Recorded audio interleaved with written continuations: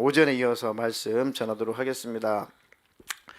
오후에는 창세기 22장 1절로 12절, 창세기 22장 1절로 12절, 아브라함이 이삭을 바치다가 하나님께서 중단시킨 장면이죠. 대독해 주시겠습니다. 그 일 후에 하나님이 아브라함을 시험하시려고 그를 부르시되 아브라함아 하시니 그가 이르되 내가 여기 있나이다.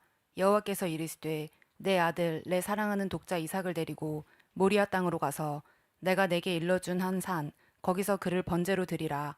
아브라함이 아침에 일찍이 일어나 나귀의 안장을 지우고 두 종과 그의 아들 이삭을 데리고 번제에 쓸 나무를 쪼개어 가지고 떠나 하나님이 자기에게 일러주신 곳으로 가더니 제3일에 아브라함이 눈을 들어 그곳을 멀리 바라본지라. 이에 아브라함이 종들에게 이르되 너희는 나귀와 함께 여기서 기다리라. 내가 아이와 함께 저기 가서 예배하고 우리가 너희에게로 돌아오리라 하고, 아브라함이 이에 번제나무를 가져다가 그의 아들 이삭에게 지우고 자기는 불과 칼을 손에 들고 두 사람이 동행하더니 이삭이 그 아버지 아브라함에게 말하여 이르되 내 아버지여 하니 그가 이르되 내 아들아 내가 여기 있노라. 이삭이 이르되 불과 나무는 있거니와 번제할 어린 양은 어디 있나이까. 아브라함이 이르되 내 아들아 번제할 어린 양은 하나님이 자기를 위하여 친히 준비하시리라 하고 두 사람이 함께 나아가서 하나님이 그에게 일러주신 곳에 이른지라. 이에 아브라함이 그곳에 제단을 쌓고 나무를 버려놓고 그의 아들 이삭을 결박하여 제단 나무 위에 놓고 손을 내밀어 칼을 잡고 그 아들을 잡으려 하니 여호와의 사자가 하늘에서부터 그를 불러 이르시되 아브라함아 아브라함아 하시는지라. 아브라함이 이르되 내가 여기 있나이다 하매 사자가 이르시되 그 아이에게 내 손을 대지 말라. 그에게 아무 일도 하지 말라. 내가 내 아들 내 독자까지도 내게 아끼지 아니하였으니 내가 이제야 내가 하나님을 경외하는 줄을 아노라. 아멘. 아멘. 오후에 이어서 하나님 말씀을 전하도록 하겠습니다. 우리 설교 제목 두 번 같이 읽겠습니다. 시작. 하나님을 예배하며 살아야 하는 이유. 하나님을 예배하며 살아야 하는 이유. 오전에는 하나님을 예배해야 하는 그런 이유가, 첫 번째는 내 영혼이 살기 위함이고, 두 번째는 이웃의 영혼을 살리기 위함이고, 또 한 가지는 예배를 통해서 내 가족이 화목하고 내 가정이 행복하다. 그 예배를 통해서 내 심령이 회복이 된다. 그런데 그 좋은 예배를 방해하는 어둠의 영들, 악한 영들의 요소가 있다. 예배송으로 영광을 돌린 것처럼 그래도 예배해야 된다. 악한 영이 반대를 하니까 그래서 예배해야 된다. 그러니까 참 너무너무 의미가 있는 것 같아요. 그래도 예배합시다. 그래서 예배합시다. 그러므로 예배합시다. 그리 아니하실지라도 예배합시다. 그 예배가 생명입니다. 그래서 내 영혼을 위해서 꼭 예배의 승리자가 되시기를 축복합니다. 중고등부 예배 시간에 방금 전에 우리 아이들한테 이제 목사님이 새 가족들을 이 시간에 좀 넉넉한 시간을 가지고 같이 모임도 하고 공부도 해야겠으니 앞으로 이 설교를 사모님도 하고 전도사님도 하고 이렇게 하고 목사님은 어쩌다 한 번씩 이렇게 설교하러 와야겠다, 그렇게 했거든요. 그런데 저 진심으로 했는데, 그리고 목사님이 나이가 많아서 너희들하고 너무 갭이 있어가지고 아무리 너희들이 눈높이에 맞춰 설교를 하려고 해도 너희들이 조금 힘들고 어색할 것 같다, 그랬는데 아이들이 왜요? 우리는요? 아니 새가족들 교육을 꼭 해야 돼 했더니 우리가 먼저 아니에요? 그 의외의 반응을 학생들이 해줘가지고 저 울 뻔했잖아요. 그래서 정말 아이들이 장난기 있게 예배 드리는 것 같아도 다 듣고 있구나. 뭔가 느끼는 게 있구나. 그 호랭이 같은 사모님 설교자 시킨다 그랬더니 이러면서 가끔 시키래. 목사님은 성향이, 설교자가 목회자가 두 가지 크게 성향이 있는데, 한 가지 성향은 선지자 같은 목회, 선지자 같은 설교, 선지자 같은 성향이 있고, 또 한 가지 하나님이 이 제사장 같은 그런 목회, 제사장적인 설교, 이렇게 하는 그 목회 스타일과 설교 형식이 있다. 난 아무리 생각해도 좀 내성적이고 좀 거시기해가지고 조금 이렇게 품고 뭔가 말 제대로 못하고 이렇게 뭔가 막 혼내고 싶어도 혼 못 내고 막 끙끙 앓고 어쩌다 한 번씩 터지고, 그게 약간 제사장적인 그런 목회와 제사장적인 그런 설교를 하는 스타일이다. 근데 이렇게만 설교해가지고는 너희들이 안 될 것 같다. 가끔 선지자적인 설교를 해야 너희들이 정신 차린다. 그래서 제사장적인 설교를 80% 하시고요, 선지자적인 설교는 20%만 하면 됩니다. 그것은 아이들 한 얘기는 아니고요. 보통 다 이제 목회자들이, 전문가들이 이제 이론적으로 실제적으로 또 하는 그런 얘기들입니다. 어쨌든 아이들이 이 말씀을 듣고 있구나, 깨닫고 있구나. 동일하게 오후에도 예배가 왜 중요한가? 예배의 중요성은 아이들이 다 인식하고 있고 다 알고 있어요. 그런데 너희들은 왜 예배를 드리고 싶어 하지 않냐? 예배를 하나님께 드려야 되는 이유를 알지 않냐? 다 안돼요. 근데 왜 하나님 앞에 예배하러 나오는 일에 그렇게 즐겁고 막 기쁘고 예배 시간이 막 기다려지고 그러지 않잖냐? 그것은 곧 너희들과 하나님과 마음이 좀 멀어져서 그렇다. 네, 다 안 돼, 다 안 돼. 그런 자기들인 것을 다 안 돼요. 왜 그럴까? 왜 그럴까? 왜 하나님과 너희들의 마음이 왜 멀어져 있을까? 그랬더니 자기들의 마음이 강팍해져서 그렇대요. 그러니까 뭐 설교할 게 없어요. 너무 잘 알아요. 자기들의 마음이 너무 강팍해져 있대요. 그랬죠? 네. 그렇구나. 너희들 마음이 강팍해져 가지고 그렇구나. 그럼 무엇 때문에 너희들의 마음이 강팍해졌을까? 가만히 입을 다물고 있어요. 정답을 말했죠. 왜 그러냐면 너희들이 어렸을 때는 부모님 따라서 예배 드리고 그럴 때는, 너무 어릴 때는 막 눈물을 뚝뚝뚝 흘리면서 예수님, 예수님, 십자가에서 피 흘리신 예수님, 예수님. 그렇게 너희들이 눈물을 절쳐져 흘리면서 진짜 은혜를 받았었고, 그렇게 예수님과 가까웠었고, 참 너희들 어릴 때는 순수하게 그 예수님의 십자가만 생각해도 너희들이 눈물을 막 쏟았었다. 그런데 어찌된 연고인지 너희들이 이렇게 타락했냐? 그건 바로 너희들이 예수님보다도 더 좋아하는 것이 생겨서 그렇다. 그때 다들 끄떡끄떡 맞대요. 다 맞대. 그러니까 예수님보다 더 좋은 것이 생긴 거예요. 사춘기가 되어서. 친구가 너무 좋대요. 친구가. 어떤 학생은 너무너무 솔직하게 자기는 이게 너무 좋대요. 게임이 너무너무 좋대요. 게임이. 너무 정직해서 애들이 이뻐요. 솔직해서. 게임이 너무 좋대요. 예수님보다도 게임이 너무 좋아가지고 그 자기 마음을 뺏긴 것 같대요. 여기 자세히 설명하지 않았지만 자기들 재수처럼 다 얘기해요. 이렇게만. 저는요 이렇게 하면서 다 듣고 있다는 얘기죠. 이유도 알고 원인도 다 안다는 거죠. 그러므로 그래서 그리 할지라도, 그렇기 때문에 이 중고등부 예배는 절대 없을 수 없고 이 중고등부 예배는 계속 있어야 된다. 너희들의 마음이 멀리 떠났다가도 그래도 억지로라도 일부라도 예배 시간에 와서 예수님 얘기 듣고 십자가의 그 은혜를 들으면 그래도 멀리 도망쳤던 그 마음이 예수님께로 돌아오지 않냐. 딱 끄떡끄떡. 그러니까 예배는 중요한 것이다. 아이들만, 학생들만의 문제가 아니라 어른들인 우리도 상황은 영적으로 똑같아요. 자이든 타이든 생각 뺏길 일이 많고 마음 뺏길 일이 많아요.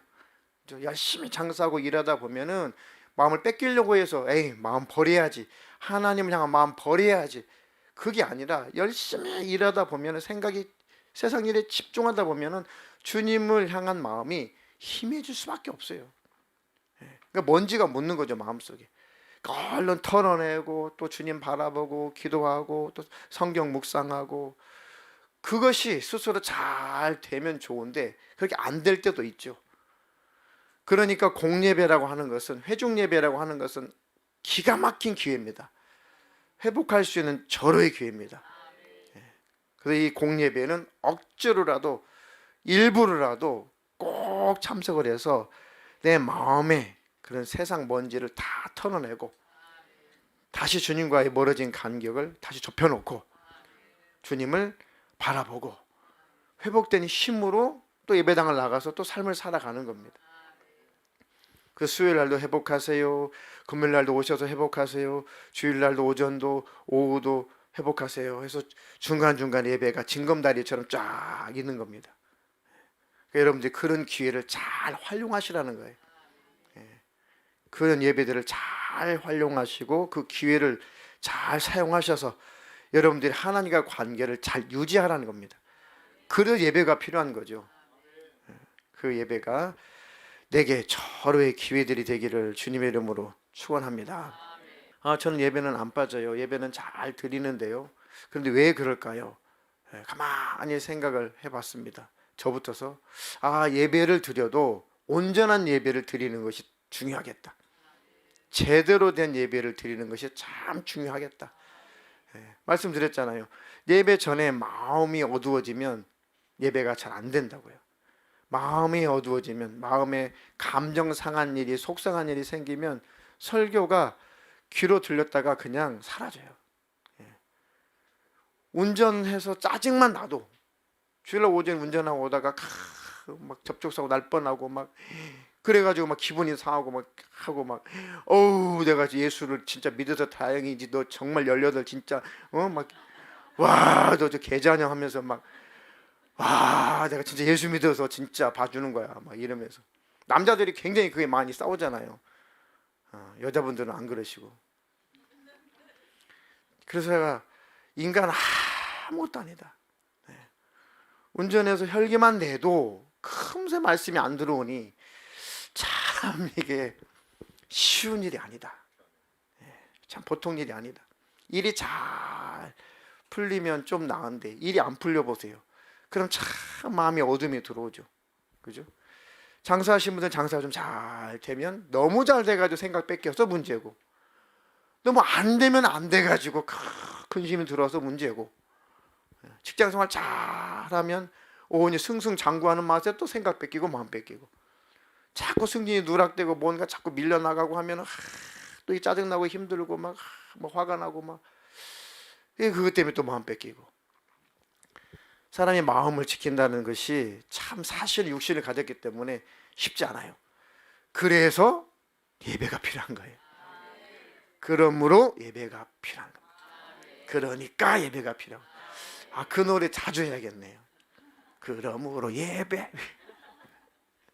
지난주 설교 제가 기억이 안 나요. 지금 제가. 여러분들 기억 안 나죠? 정상이에요. 아주 정상입니다. 그러니까 예배가 필요한 거예요. 그러니까 반복적으로 설교가 있어야 되고 반복적으로 예수님 얘기가 있어야 되는 거예요. 아이들이 너무 정직하게 얘기해 줬어요. 자기들이 더 좋아하는 게 생겼대, 예수님보다.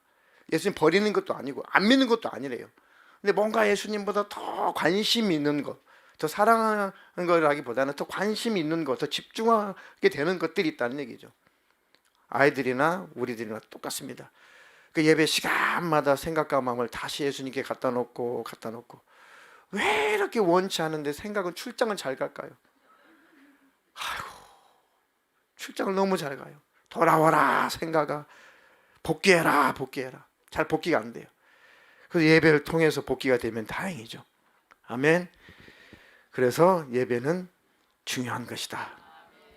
그래서 자꾸 아이들이 예배를 드리기 싫어하고 주님과 멀어지고, 엄마 아빠가 자꾸 예배 빠지려고 그러고, 자녀들 또 부모님들 애들이 자꾸 예배 빠지려고 하고, 또 세론들이 예배 자꾸 빠지려고 하고, 그래서 나는 이래서 예배 별로 가고 싶지 않고, 이렇기 때문에 예배에 가고 싶지 않고, 그렇기 때문에 예배에 가고 싶지 않고, 저래서 예배에 가고 싶지 않고. 그러면 그러니까 예배 와, 저러니까 예배 와, 그러므로 예배 와, 그래서 예배해야 된다.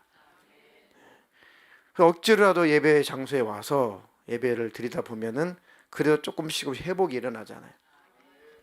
그래서 사람 마음 뺏기는 것은 참 쉽다.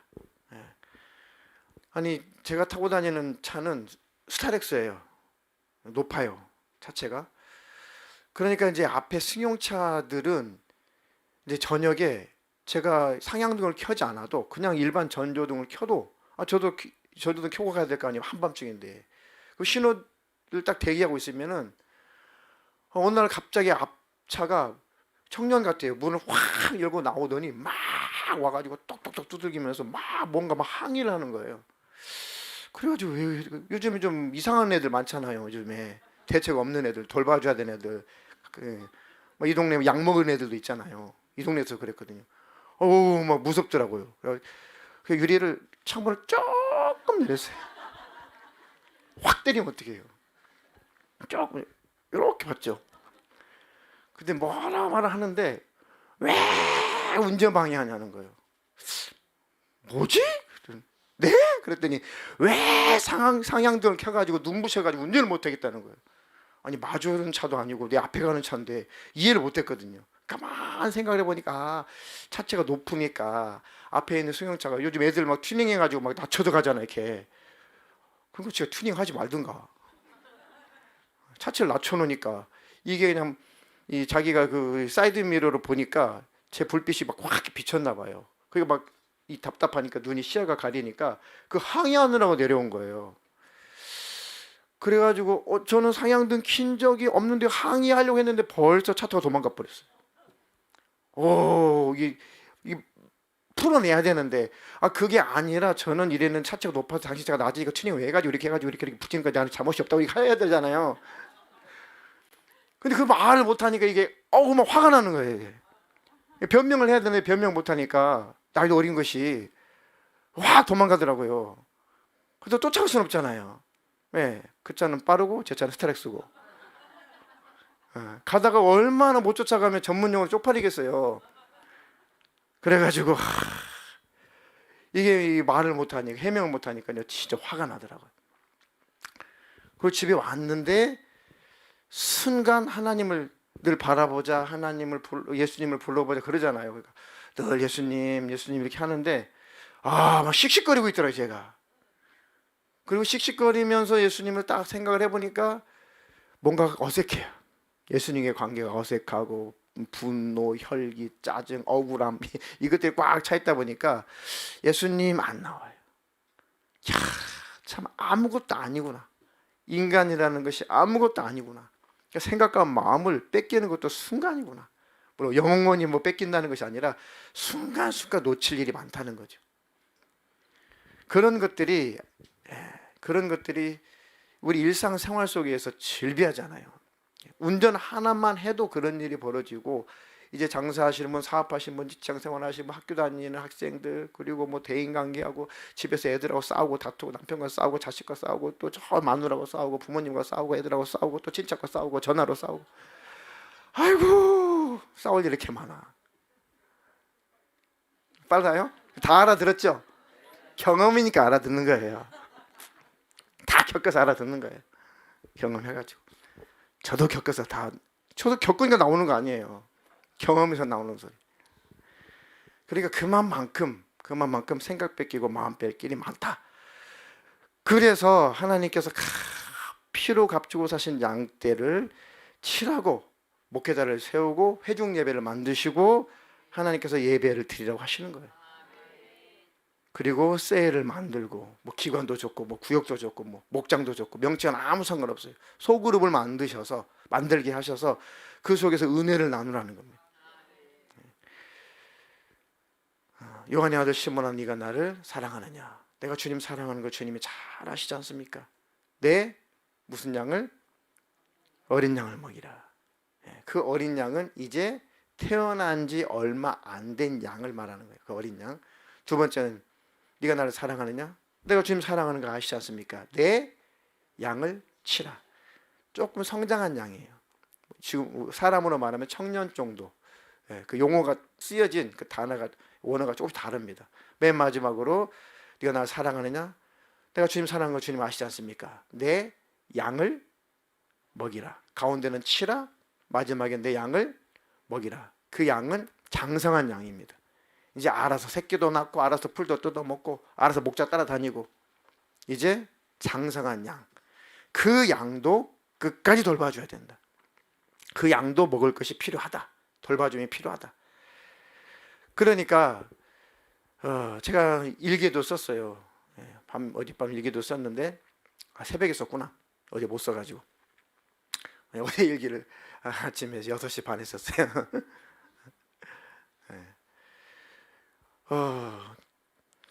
어린 양도 태어난 지 거듭난 지 얼마 안 된 어린 양도 먹여야 되고 자라나고 있는 양들도 먹여야 되고 또 장성한 주님의 양들도 이렇게 먹여야 되고 그런데 한편의 설교에 이걸 다 수준에 맞춰서 다 설교를 해야 되는 것이 설교자의 최고의 고민이에요. 어떤 분은 못 알아듣고 오늘 세가족분 나오셨는데 세가족 모임할 때 여쭤보거든요. 그랬더니 잘 못 알아들으시겠대요. 아주 쉬운 설교인데 잘 못 알아들으시겠대요. 그래도 조금씩 알아들으시니까 이제 그래도 정착은 하셨는데 다는 어렵대. 용어 자체가 어렵대요. 우리는 쉽지만 그분들에게는 아주 어려운 거죠. 보혈의 은혜 뭔 소리지? 잘 못 알아듣는. 보혈의 은혜, 보혈이 뭐야? 못 알아들을 수 있어요. 그렇죠? 그러니까 어린 양도 알아들어야 되고 성장하고 있는 양도 잘 알아들는 양들은 또 더 잘 알아들어야 되고 그 수준의 그 이상으로 또 말씀이 선포가 돼야 되고 그래서 지금 세가족 모임도 만들고 중고등부 예배도 있고 주일학교 선생님 주일학교 예배도 드리고 오전에 예배 드리시는 분 또 오후에만 예배 드리시는 분 있고 그리고 셀 모임이 중요해요. 셀 모임을 통해서 같이 셀장님을 중심으로 해가지고 그 속에서 서로 은혜 나눔을 할 때 성경을 통해서 설교를 통해서 여러분들이 얻어가지 못했던 그 풍성한 은혜를 충분히 나눌 수가 있습니다. 초대 교회적으로 항상 소그룹으로 그때 내 집집마다 모였잖아. 매일 떡을 떼며 매일 기도에 힘쓰면서 매일같이 모여서 교제하고 은혜를 나눴잖아요. 초대 교회 때 우리가 뭐 매일같이 그렇게 할 수는 없지만 셀 모임을 통해 가지고 주일만큼이라도 셀 모임을 통해 가지고 은혜 나눔을 하고 그리고 또 이제 평일날 각 셀에서 어떤 셀은 매주, 어떤 셀은 아직 2주에 한 번, 어떤 셀은 지금 시도하려고 준비하고 있고 그런 소그룹 모임이 왜 중요한가? 그것도 하나의 예배거든요. 예수님의 이름으로 모이는 그 셀 모임 자체가 예배입니다. 예배. 그 셀 모임이 예수님이 받으시는 예배이어야 돼요. 물론 카페에서 만나서 뭐 예배할 수 있어요. 대화 자체가 예배이면 돼요. 그죠? 예배 형식을 떼도 되고 중심은 예수이어야 된다. 중심은 신령한 요소가 있어야 된다. 그것을 통해서 영적으로 많은 것을 얻어갈 수가 있습니다. 각 셀에서 열심히 노력하시고 또 준비하고 계시는데 응원합니다. 하나님께서 지혜 주셔서 능력 주셔서 잘 되시기를 축원합니다. 그러니까 셀장님들을 막 도와드리고 조금 뭔가 거시기 해도 거기다가 맞춰드리고 해야 그 셀이 잘 운영이 될 수 있어요. 사공이 많으면 백 어디로 가요? 산으로 가요. 그러니까 셀장님을 중심으로 해서 셀원들은 잘 순종해 주셔서 그 셀 모임이 은혜가 되기를 주님의 이름으로 축원합니다. 자, 오늘 설교의 본론입니다. 예배를 드리되 오전에는 나는 이렇게 믿음이 안 자라지, 나는 왜 마음이 힘들지, 나는 마음이 공허하지, 왜 주님과 친밀하지 않지? 그런 분들이 대부분의 특징이 예배를 잘 안 드리세요. 신기하죠. 나는 믿음이 이렇게 없을까? 나는 하나님 살아계신 거 잘 인식이 안 돼. 정말 주님 나를 사랑하실까? 나 너무 힘들어, 너무 공허해, 너무 애로워 라고 하시는 분들이 주로 대부분 다 그런 분들을 치고 예배 생활을 잘 안 하시는 분들이란 말이에요. 그래서 제가 말씀을 드렸잖아요. 그러니까 예배하시라고. 싫은데요? 어쩌라고? 아가 밥 먹어라. 싫어. 어쩌라고? 그럼 두드려 패야지. 울면서라도 먹잖아요, 아기가. 안 먹는 거 내버려 두면 아기 죽잖아요. 그러니까 나는 믿음이 성장하고 싶어요. 난 너무 외로워요. 너무 고독해요. 전 너무 힘들어요. 그러니까 예수를 붙잡으세요. 그러니까 예배하세요. 그건 따분해요. 그런 건 싫어요. 그 다른 거 의지하고 사람 의지하고 다른 것을 다른 세상 즐거움으로 채워보려고 하니 갈수록 미궁에 빠지죠. 갈수록 수렁에 빠지는 겁니다. 갈수록 더욱더 공허해지고 힘들어지는 겁니다. 그러니까 예배에 오셔야 됩니다. 그런 가족들, 그런 세론들이 있으면 잘 권면해서 답이 없다. 예수밖에 없다. 그러니까 예수님과 만나야 되니까. 네가 스스로 예수님과 만남이 이루어지면 이런 고민 안 할 텐데, 네가 스스로 예수님과 만남이 친밀함이 안 이루어지니까 예배 시간이라도 억지라도 와서 한 번이라도 더 듣고 1분이라도 더 기도해서 한 찬송가 하나로 더 해서 뭔가 예수님과 관계를 좁혀보고 예수님을 느껴보려고 하고 예수님 어떤 분이신지 좀 들어보려고 하고 그래야지 많이 채워지지 않겠는가. 근데 악한 영은 그것은 따분해요. 그것은 싫어요. 그것은 방법이 아닌 것 같아요. 자꾸 다른 것으로 하려고 하니까 계속 세월이 흘러도 그 자리인 겁니다. 특징이 그래요. 그러니 셀장님들, 또 가족의 믿음의 어르신들은 그럴지라도 예배 잘 참석시키시기를 주님의 이름으로 부탁을 드리겠습니다. 그리고 예배를 드려도 하나님 앞에 온전한 예배를 드리는 것이 중요합니다. 대독해 주신 본문에 아브라함이 100세에 난 그 이삭, 하나님 주신 그 이삭을, 이제 이삭이 어느 정도 성장을 했는데 10대쯤 된 것 같아요. 성장을 했는데 하나님께서 그 이삭을 하나님이 지시하신 그 산, 꼭 그 산이라고 했어요. 한 산, 거기서 내가 지시한 산, 거기서 꼭 거기 해야 된다. 거기에서 번제로 네 독자 이삭을 드려라. 번제로 드려야 돼요. 번제. 다 찢어 발겨서 내장 다 긁어내고 가죽 벗겨가지고 머리 잘라서 불에다 올려가지고 다 태워서 흔적도 없이 다 가루처럼 날려버려야 돼. 없음에 없음. 없어짐이 당해야 돼. 그렇게 드려라. 그런데 아브라함이 네, 그렇게 하겠습니다. 순종하는 마음을 가지고 이제 모리아산으로 이제 구역구역 가죠. 이제 이삭을 데리고 이제 갑니다. 번제에 쓸 나무가 다 마련해서 쪼개가지고 다 이고지고 짊어지고 갑니다. 이제 모리아산으로 올라가기 전에 종들에게 말하죠. 너희들은 여기 있어라. 아브라함이 종들에게 이르되 너희는 나귀와 함께 여기서 기다려라. 내가 아이와 함께 저기 가서 뭐하고? 5절에 뭐하고? 예배하고 우리가 너희에게로 돌아오리라. 중요한 겁니다. 내가 예배하고 우리가 다시, 이삭과 내가 다시 돌아올 거야. 여기 잠깐 머물러 있어. 지금 분명히 하나님은 번제로 드리라고 했어요. 죽여라, 죽여라. 아예 없애버려라. 이삭을 흔적도 없이 없애버려라. 그런 명령이시거든요. 근데 아브라함은 우리가 하나님을, 이삭과 함께 우리가 예배하고 우리가 돌아올 테니까 여기 너희 종들은 머물러 있어. 이렇게 표현한 거죠. 아브라함이 거짓말로, 아브라함이 하나님 앞에 제사 한 척, 번제로 드린 척하고 내려오려고 했을까요? 아니에요. 이미 아브라함은 순종할 마음이 되어 있습니다. 근데 아브라함은 이미 하나님께서 훈련시키고 연단을 시키셔서 아브라함은 이미 하나님께서 이삭을 죽은 자 가운데서 다시 돌려주실 거라는 믿음까지 가졌어요. 그래서 부활의 믿음이라 하죠.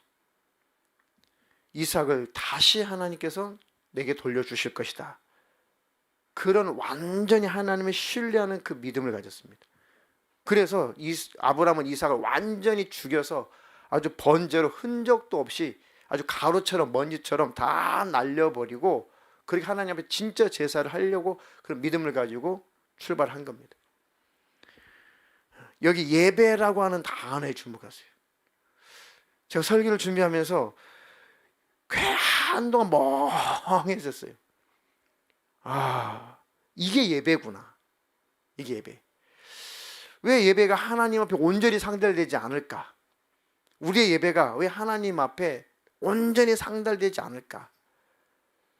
하나님 앞에 우리가 예배하는 그 모습이, 하나님께 우리에게 예배하는 그 자세가 가장 중요한 것, 가장 좋은 것, 가장 내가 필요로 한 것은 내가 끌어안고, 내가 움켜쥐고, 내가 버리기 싫은 것은 내가 끌어안고 하나님 앞에 예배한답시고 나오는 거예요.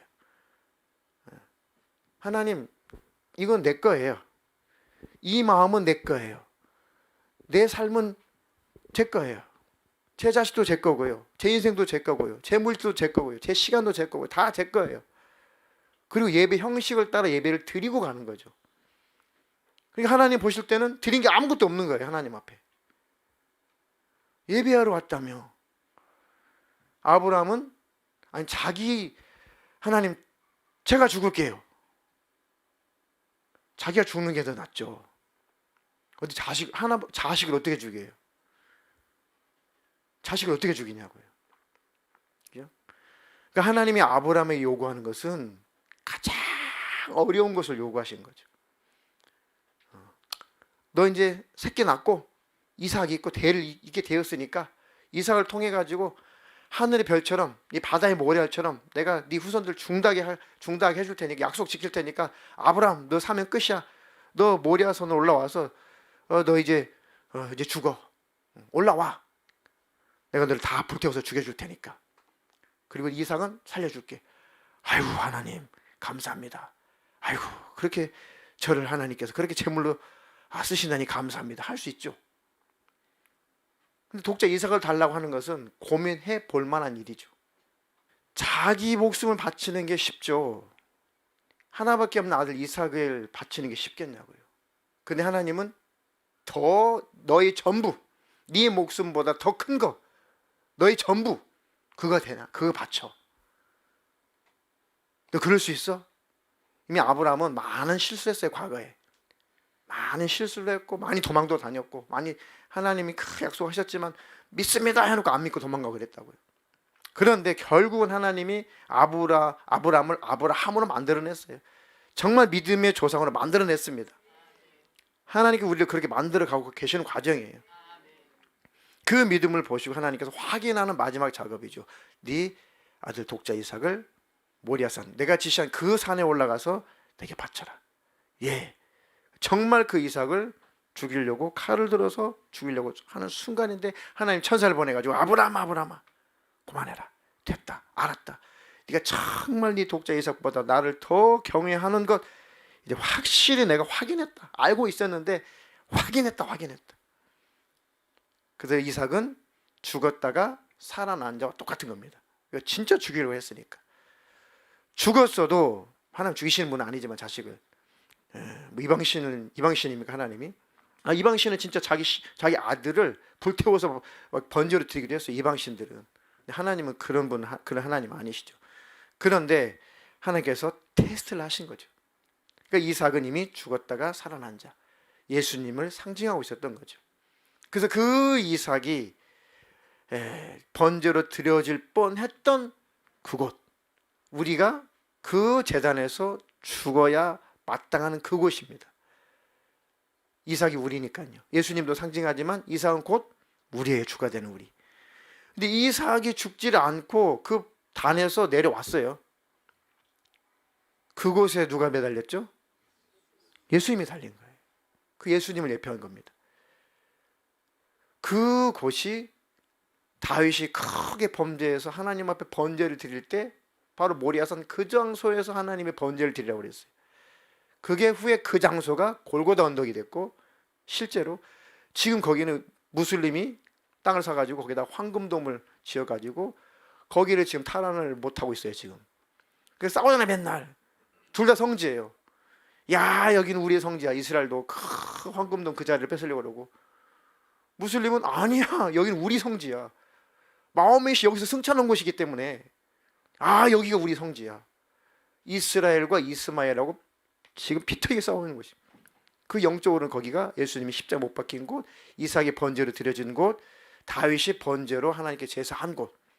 그게 바로 영적인 곳입니다. 물론 땅이기 때문에 영적으로는 지금은 아무 상관없는 곳이지만 성경적으로는 그렇게 하나님께서 그곳이다. 왜? 내가 사람의 모습으로 내려가서 이삭이 죽을 뻔했던 바로 그 장소, 그곳, 그 골고다 언덕, 그 모리아산, 그곳에서 내가 가서 꼭 너희들을 대신해서 죽어줄 거야. 아브라함에게 하나님이 그 산에 가서, 그곳에 가서 예배드려라, 번제를 드려라.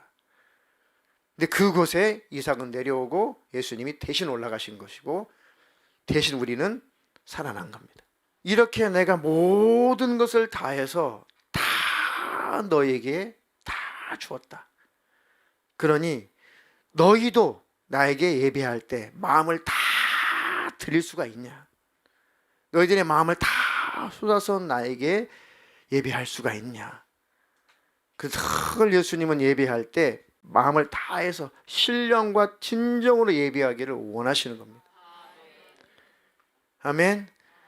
그렇게 예배를 드리고 그렇게 예배가 성공이 되면 우울증 사라져요. 조울증 사라집니다. 대인기피증도 사라집니다. 공황장애 사라집니다. 모든 정신질환 다 사라집니다. 조울증까지 다 사라집니다. 마음의 불안증도 사라져요. 근심도 걱정도 염려도 다 사라집니다. 십자가의 그 은혜가 우리 안에 충만하게 되면 마음이 평안해요. 몸도 회복이 됩니다. 심령이 회복되면 몸도 당연히 회복이 되겠죠. 심령이 상하면 몸도 같이 상하고. 그 날마다 주님의 은혜가, 십자가의 은혜가 우리 안에 충만하기를 축원합니다. 예배를 통해서 그렇게 예배를 드리자는 겁니다. 그것이 바로 오전에 대독해 주셨던 요한복음 4장 23절 24절 말씀이에요. 아버지께 참되게 예배하는 자들은 영과 진리로 예배할 때가 오나니 곧 이때라. 아버지께서는 자기에게 이렇게 예배하는 자들을 찾으시느니라. 하나님은 영이시니 예배하는 자가 영과 진리로 예배할지니라. 아멘. 아버지께 참되게 예배하는 자들은 영과 진리로, 성령과 진리로, 신령과 진정으로. 이게 번역이 많이 달라요.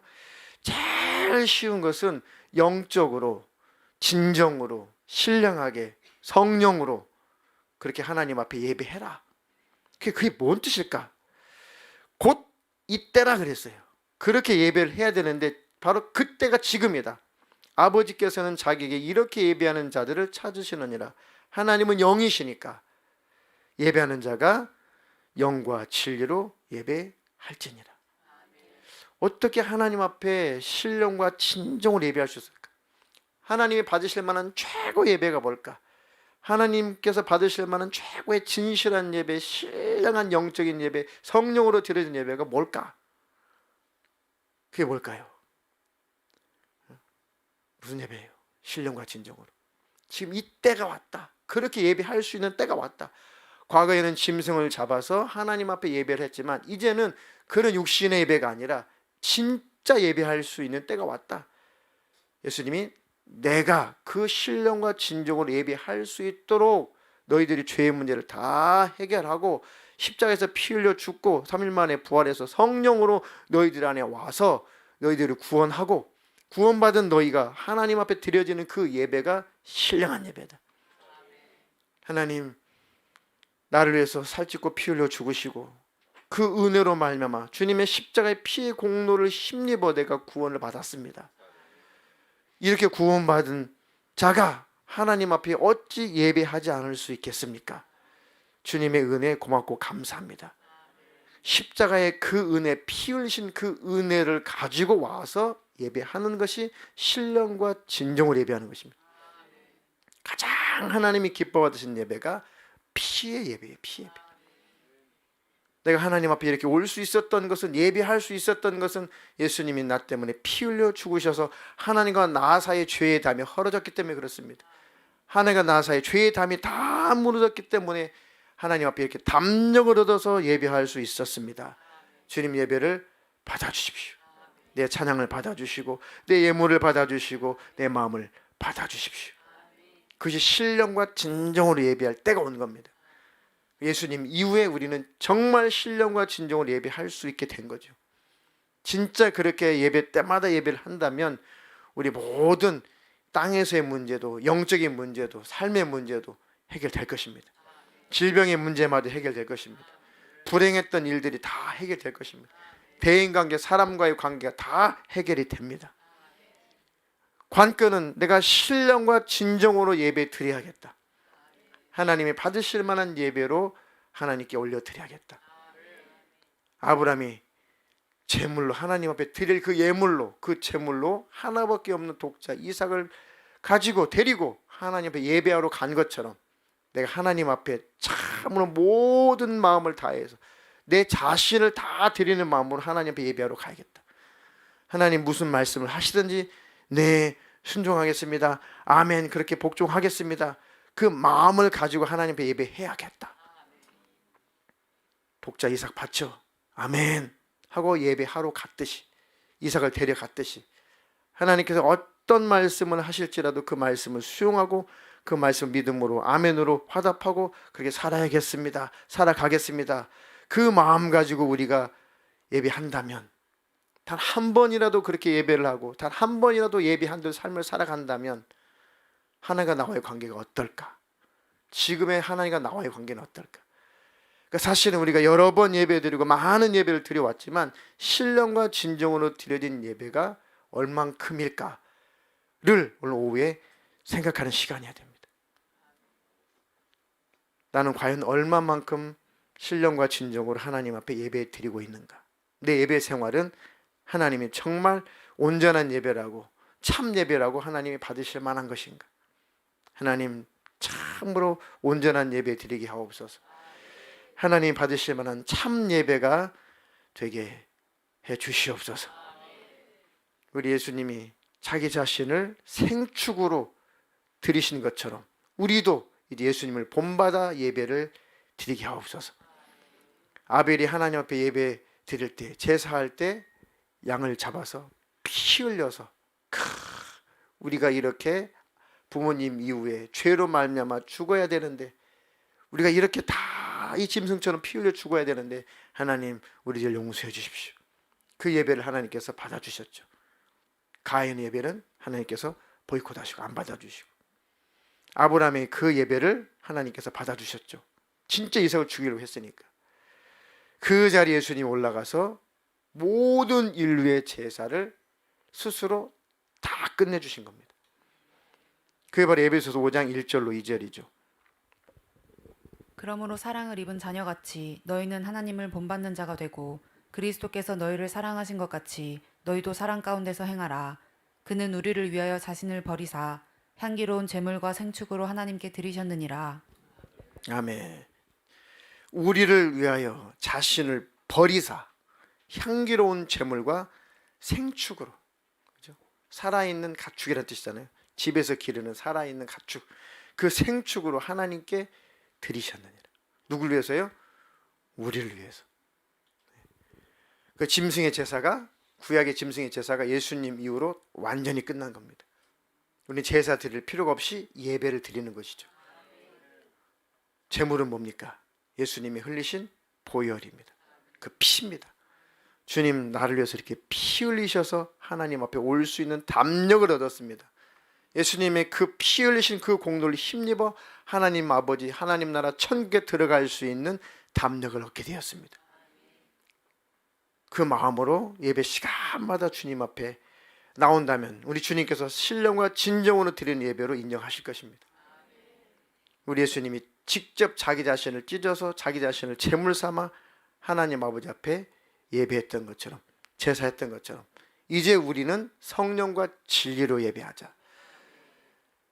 아브라함이 이삭을 데리고 모리아산으로 올라갔듯이 예수님이 자기 자신을 이끌고 모리아산 골고다 언덕에 올라가서 자기 자신을 찢었듯이 하나님, 나도 하나님 앞에 진심으로 예배하게 하옵소서.